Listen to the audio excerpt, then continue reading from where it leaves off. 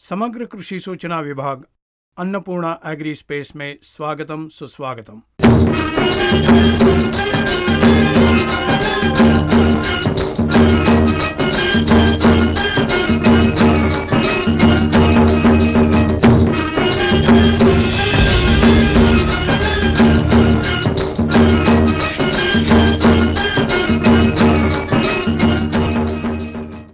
इस विभाग में हम बागबानी फसलों में और केले में ड्रिप पद्धति से उर्वरकों को कैसे इस्तेमाल करना चाहिए ये देखेंगे, क्योंकि हाल ही में हमने टपक सिंचाई पद्धति से पानी देना शुरू किया है। ज़्यादातर फ्लड इरिगेशन मतलब छोटी नाली की पद्धति धीरे धीरे समाप्त हो रही है। ज़्यादातर बागबानी फसलों में मतलब 80% लोग टपक सिंचाई कर रहे हैं। इसलिए ड्रिप पद्धति में उर्वरकों को किस प्रकार से उपयोग करना चाहिए ये इस भाग में आपको विस्तार में बता देंगे हम। इस टपक पद्धति से उर्वरकों का इस्तेमाल करने से पहले प्रथम अवस्था में, जैसे मैंने बताया, जमीन की शुद्धि करना जरूरी है। मतलब पशु खाद में जैविक उर्वरक, जैविक नियंत्रक, इन सभी को मिलाकर 1 एकड़ को 500 किलोग्राम खाद बनाकर हर साल इस्तेमाल करना ही चाहिए। इस तरह टपक सिंचाई के पहले भी जमीन को ये सब देना ही चाहिए, इससे कीटों का प्रभाव नहीं होगा। इसके बाद ड्रिप पद्धति में पानी का घुलनशील उर्वरकों का इस्तेमाल करते हैं, डीएपी वगैरह नहीं। पानी में घुलनशील मतलब वाटर सोल्यूबल फर्टिलाइजर्स को इस्तेमाल करते हैं। लेकिन यहाँ ये समस्या है कि किसानों को गौर भी करना है कि जैसा मैंने पहले बताया, पौधों के बारे में और उसके पोषक मूल्यों के बारे में बोलते समय हर अवस्था में 16 मूल तत्वों की जरूरी होती है, लेकिन एक स्टेज में ज्यादा, एक स्टेज में कम होती है। लेकिन हर स्टेज में सभी मूल तत्व होने ही चाहिए। ये सभी पौधे के जीवन प्रक्रिया में शामिल होते हैं। जैसे पहले बताया, एक मूल तत्व का लक्षण दूसरे मूल तत्वों में भी है। मतलब हर एक कार्य में हर एक तत्व शामिल नहीं होगा। थोड़े कार्यों में 4 या 5 तत्व ही कार्य करेंगे, थोड़े ज्यादा थोड़े कम कार्य करते रहेंगे। पौधे में कई प्रकार के जीवन कार्य होते रहेंगे, तो हर जीवन कार्य में हर मूल तत्व की कहीं ना कहीं जरूरत होती है। इसलिए हर अवस्था में पौधे को इन 16 तत्वों की उपलब्धि होनी चाहिए। लेकिन एक अवस्था में कम, एक अवस्था में अधिक, सभी तत्व जरूरी है। इसीलिए इसे ध्यान में रखकर वाटर सोल्यूबल फर्टिलाइजर मतलब पानी में घुलनशील उर्वरकों को कैसे चुनना ये जानना चाहिए। हमारी बदकिस्मती यह है कि अभी तक विभिन्न अवस्थाओं में कौन सा तत्व कितना देना है ये सब आपको पहले किसी ने समझाया नहीं होगा। आपने भी कभी गौर नहीं किया होगा। इसलिए इस तरह अमल करने के लिए उसी प्रकार के उर्वरक हमारे पास उपलब्ध नहीं थे। मतलब जो संस्था जो उर्वरक बना रही है उसी का इस्तेमाल शुरू हुआ। इस टपक पद्धति में उर्वरकों का इस्तेमाल करते समय जो मैं बता रहा हूं उसका अमल अच्छी तरह से कीजिए। किसी भी कंपनी का हो उससे 0 हो, एमपीके में 0 जिसमें होता है तो वो सीधा घुलनशील उर्वरक होता है, उसका खास फायदा नहीं है। तकरीबन 1-1.5 महीना एक ही प्रकार का उर्वरक दे रहे हैं हम, जैसे 13-0-45, 12-61-0, 0-52-34, 0-0-54, ये सभी एनपीके के अनुपात है और मार्केट में उपलब्ध है। इन सभी में 0 है ना। ये महीने के लिए एक मूल तत्व 0 रख के 1 महीने की आपूर्ति करेंगे तो उसमें एक मूल तत्व बिल्कुल नहीं है। मिसाल के तौर पर 13-0-45, इसमें फास्फोरस 0 मतलब फास्फोरस नहीं है। 1 महीने के उर्वरक आपूर्ति में फास्फोरस नहीं होगा। उसके बाद 12-61-0, इसमें पोटैश नहीं है। 1 महीना लगातार यानी 5 दिन के अंतराल में इसे देते हैं तो पोटेशियम नहीं होगा। 0-52-34, ये भी नाइट्रोजन 0 है। 0-0-50, इसमें नाइट्रोजन और फास्फोरस नहीं है। इस तरह जिसमें 0 है ऐसे उर्वरक मैं सिफारिश नहीं करता हूं, इनका अधिक उपयोग नहीं होता।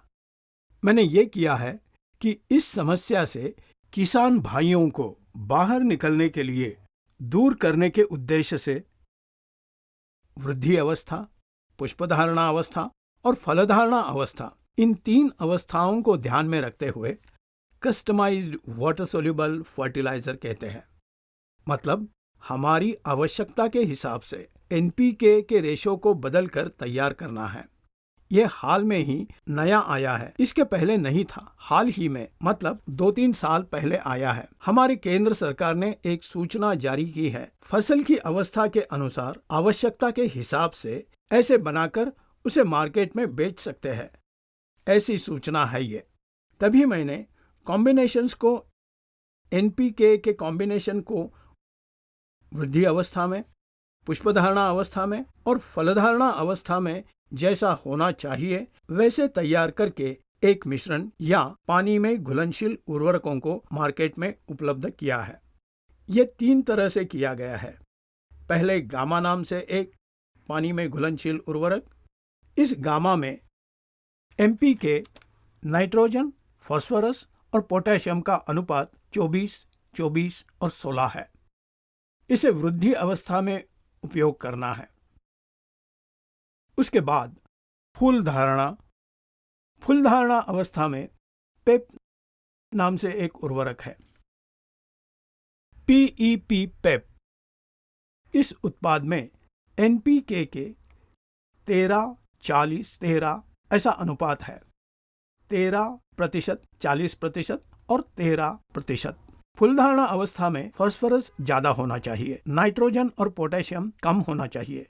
उसी प्रकार फलधारणा अवस्था में, इस अवस्था में झुका नाम के उर्वरक मार्केट में उपलब्ध है। इसमें एनपीके का अनुपात है 15, 8 और 35। एनपीके का अनुपात है 15, 8 और 35। इसमें कार्बन अतिरिक्त है और कुछ प्रकार के सूक्ष्म धातु है। उतना ही नहीं, घोंघों से लिया हुआ द्रव्य भी झुका में होता है। इसे फलधारणा अवस्था में इस्तेमाल करना है। इन तीनों को 3 अवस्था में इस्तेमाल करने से इस प्रकार का एनपीके की कमी नहीं होगी। तीनों अवस्था में हम एनपीके दे रहे हैं।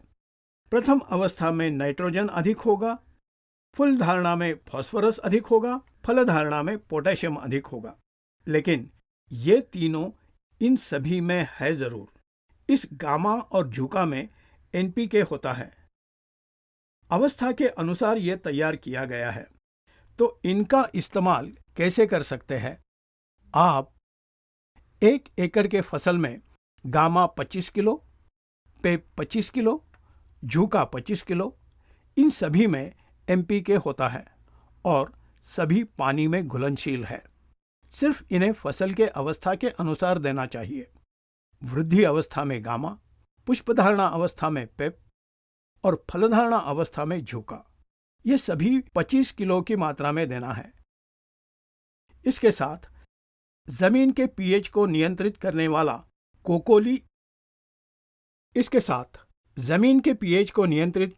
कोकोली इस तरह की मात्रा बढ़ाने के लिए टपक में पुडमी का इस्तेमाल नहीं हो सकता। कार्बन की मात्रा बढ़ाने के लिए कार्बन नाम से ही एक पाउडर उपलब्ध है। ये 1 किलो का पैकेज होता है, इसे देना चाहिए। इसके बाद मैग्नीशियम सल्फेट चाहिए। उतना ही नहीं, सूक्ष्म धातुओं का मिश्रण भी चाहिए। ये सभी टपक से ही देने हैं। सूक्ष्म धातुओं के मिश्रण के बाद उसी तरह फलधारणा अवस्था में कैल्शियम की आवश्यकता होती है, तो कैल्शियम नाइट्रेट भी देना है। इन सभी को मिलाकर हमें ड्रिप में कैसे देना है ये मैं बताता हूं। मतलब वृद्धि अवस्था में गामा को अन्य तत्वों के साथ कैसे मिलाना है, उसी तरह फूल धारणा अवस्था में पेप को अन्य धातुओं के साथ मिलाकर कैसे देना है, उसी तरह फलधारणा अवस्था में झुका को अन्य तत्वों के साथ मिलाकर कैसे देना है, ये मैं अब बताता हूं। पहले हम जमीन की शुद्धि करना जान चुके हैं। उसके बाद टपक पद्धति से वृद्धि अवस्था में गामा 2 किलो, कोकोली 2 किलो। वृद्धि अवस्था में पौधा जब छोटा होता है तब शुरू करना है। एक ही बार ज्यादा मात्रा में नहीं देना है। गामा 2 किलो, कोकोली 2 किलो उसके साथ मैग्नीशियम सल्फेट 2 किलो, ये सभी मिलाकर 5 दिन के अंतराल में 4 बार देना है। गामा 2 किलो, कोकोली 2 किलो और मैग्नीशियम सल्फेट 2 किलो, ये सभी 5 दिन के गैप में 4 बार देना है। इसके बीच जेनेक्स 2 किलो, कार्बन 2 किलो मिलाकर एक बार देना है। मतलब पहले 2 किलो जेनेक्स मिलाइए, उसके बाद 2 किलो कार्बन मिलाइए। इस मिश्रण को हम 4 से 5 बार देना है, 5 दिन के अंतराल में। उसके बाद वृद्धि अवस्था में इस गामा को 4 बार, मतलब 8 किलो या 5/2 यानी कि 10 4-5 बार दे रहे हैं, तो बचेगा 15 किलो। यहां से गामा का डोज बढ़ा दीजिए। गामा को 3 किलो, पौधा बढ़ता रहता है, इसलिए गामा को 3 किलो, कोकोली को 2 किलो ही दे सकते हैं। कोकोली को 2 किलो, उसके बाद मैग्नीशियम सल्फेट को 2 किलो, वैसे ही मिलाइए। इन सभी को हमें 5 बार देना है। हमने पहले गामा को 2 किलो दिया था, अब हम 3 किलो देंगे। ये भी 5 बार देना है, 5 दिन की अवधि में। इन 5 दिनों में ही एक बार 2 किलो जेनेक्स और 2 किलो कार्बन देना है, 2-2 किलो के हिसाब से। मतलब एक के बाद एक दीजिए। 2 किलो जेनेक्स 2 किलो कार्बन मिला के ड्रिप से दीजिए।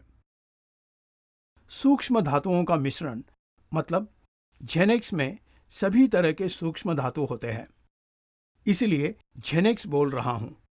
ये इसलिए बोल रहा हूं कि इन सभी के बारे में आप कंफ्यूज हो जाएंगे और मुझसे ही पूछोगे कि ये सब चाहिए तो मार्केट में क्या लेना चाहिए। इसलिए मैं भरोसा और गुणवत्ता के साथ बनाए हुए प्रतिभा बायोटेक के उत्पादों की सिफारिश करता हूं। अगर आपको दूसरे उत्पादों पर भरोसा हो तो वही उत्पाद खरीद सकते हैं जरूर, इसमें कोई भी आपत्ति नहीं है। आपको भरोसा और गुणवत्तापूर्ण दूसरे भी उत्पाद मिल रहे हैं तो आप उन्हें खरीद कर इस्तेमाल कर सकते हैं। तो इस तरह गामा पूरा होने तक 2 किलो के मात्रा में कोकोली, जेनेक्स, इन सभी को कैसे इस्तेमाल करना है ये मैं बता चुका हूं। इसके बाद पौधा बड़ा होने के बाद 3 किलो गामा के साथ 2 किलो कोकोली के साथ देना है। उसके बीच में 2 किलो जेनेक्स एक बार, 2 किलो कार्बन एक बार देना चाहिए। मतलब हमें कार्बन की मात्रा बढ़ानी है। और अधिक स्पष्टता से जानना है तो बागबानी फसलों में ड्रिप को कैसे इस्तेमाल करना है, इसका कैलेंडर आपके स्क्रीन पर रोल होता दिखाई दे रहा है।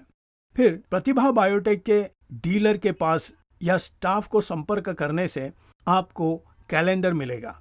इसमें ड्रिप्स उर्वरकों की पद्धति दी गई है। तो गामा को हम देख चुके हैं। उसके बाद पुष्प धारणा अवस्था, इस अवस्था में हमें पेप को इस्तेमाल करना है। पौधा अभी तक बड़ा हो चुका है, इसलिए पेप की 3 किलो,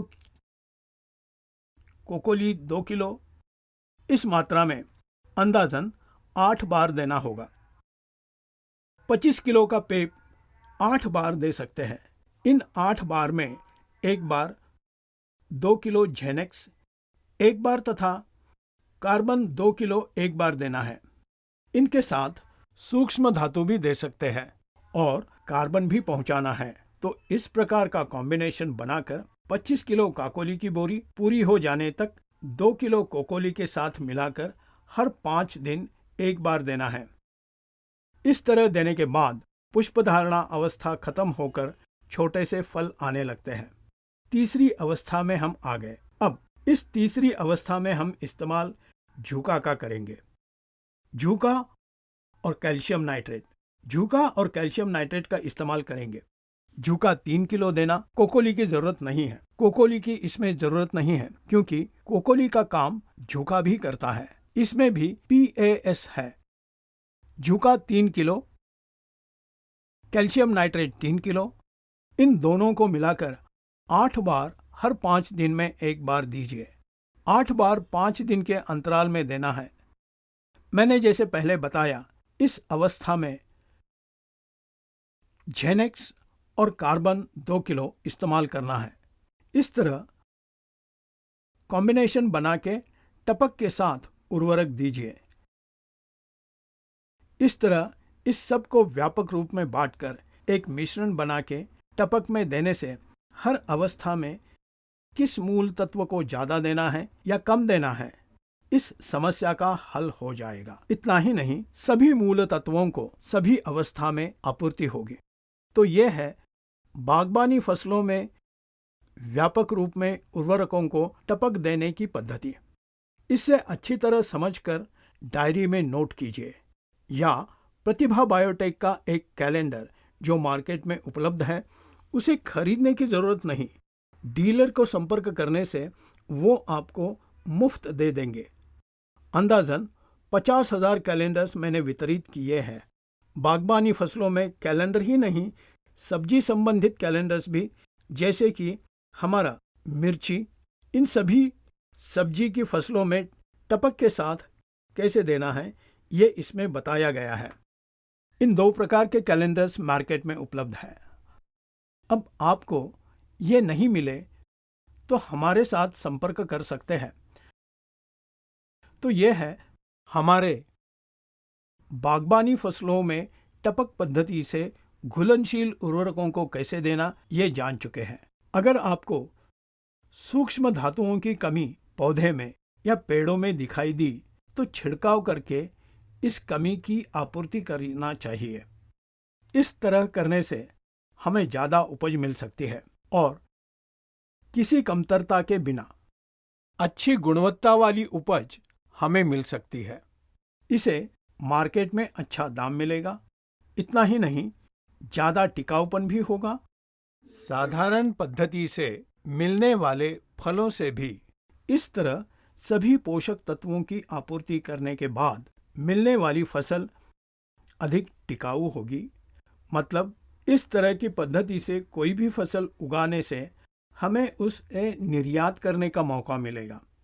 इतना ही नहीं, हम गुणवत्तापूर्ण फसलों का सेवन करने से हमें भी सभी प्रकार के पोषक तत्व इन फलों के द्वारा मिल सकते हैं। किसी चीज की कमी नहीं होगी। हर किसान को बागबानी फसलों में भी हर अवस्था में सभी प्रकार के मूल तत्वों को देना चाहिए। यह है व्यापक पद्धति से उर्वरकों की आपूर्ति करने का प्रबंधन। इस एपिसोड में हम पूरी तरह हर पौधे और हर फसल से संबंधित उर्वरकों को कैसे पहुंचाना है, जमीन को कैसे अच्छी करना है, ये सभी पौधे के जीवन चक्र में सभी प्रकार के कार्य, आवश्यक पोषक मूल्य किस तरह देना है, उसकी रक्षा कैसे करता है, कैसे फसल उगाना है, ये सभी अच्छी तरह से समझ चुके हैं। इन सभी के 21 भाग तो हो चुके हैं। अभी से हम कीट का, फसलें, कई प्रकार के कीटों की समस्या हमें जाननी होगी, वो हम आने वाले इन भागों में जानेंगे। तो इस विभाग से हम पूरी तरह पौधे को 16 मूल तत्व कैसे पहुंचाना है, इन सभी के बारे में बहुत विस्तार से इन 21 भागों में जान चुके हैं। इसलिए हर किसान इन 21 भागों में हर एक विषय को आप समझ गए हैं। तो इन विषयों को आप अगर इन सभी विषयों को दूसरे किसानों को समझा सकते हैं तो आप एक कृषि वैज्ञानिक से भी अधिक विद्वान हो। एग्रीकल्चरल बीएससी या एग्रीकल्चरल एमएससी से भी आप ज़्यादा होंगे। इसलिए मैं कहता हूँ कि इन सभी 21 विभागों को हर किसान के मन में बसना चाहिए, और वो भी किसी संदेह के बिना। इन विभागों से संबंधित पूर्ण जानकारी या ज्ञान आपको मिला तो आपसे बढ़कर कोई भी वैज्ञानिक नहीं हो सकता। आप कोई भी फसल उगा सकते हो, कोई बागबानी फसल ले सकते हैं। ये 21 भाग काफ़ी है। एक पौधे को कैसे बढ़ाना है आपको पूरी तरह से समझ में आ गया, और अधिक उपज भी मिल जाएगी। आप भी एक एग्रीकल्चरल साइंटिस्ट हो, कृषि वैज्ञानिक हो। मतलब ये 21 भाग जिस जिसके दिमाग में बस जाएंगे वो भी कृषि वैज्ञानिक है। अन्नपूर्णा एग्री स्पेस को आदर करने वाले किसान भाइयों को धन्यवाद। कई सारे किसान मुझे सीधा संपर्क करके उनकी समस्याएं पूछते हैं। इतना ही नहीं तो वो कमेंट बॉक्स में उनके सवालों को कमेंट बॉक्स में भेज रहे हैं। उन सभी को मैं विस्तृत रूप से समझा रहा हूं। उतना ही नहीं, आपके स्क्रीन पर आपके एरिया मैनेजर का नंबर लगातार दे रहे हैं। इनको संपर्क करने से वो आपके खेत में भेंट करके समस्या जानकर उसका उपाय बता देंगे। इतना ही नहीं, आप इस समस्या का हल करने का उत्पाद कहाँ मिलेगा वो आपको बता देंगे। इस सेवा का आप उपयोग कीजिए। अन्नपूर्णा एग्री स्पेस हर किसान के मोबाइल में होना चाहिए। हर किसान इसका गौर कीजिए और 10 लोगों को इसके बारे में समझाइए। यही है अन्नपूर्णा एग्री स्पेस का मुख्य उद्देश्य। मतलब हर किसान ने कृषि संबंधित ज्ञान को प्राप्त करना चाहिए।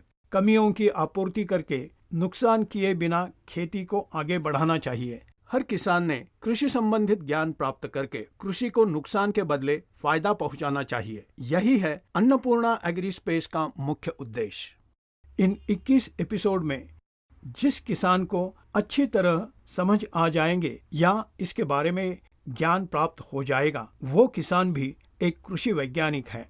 आप सभी को कृषि वैज्ञानिक बनना है। अन्नपूर्णा एग्री स्पेस को स्थापित किया गया है। हर एक ने इस सेवा का लाभ उठाकर कृषि वैज्ञानिक बनना है। इसी आशा से धन्यवाद।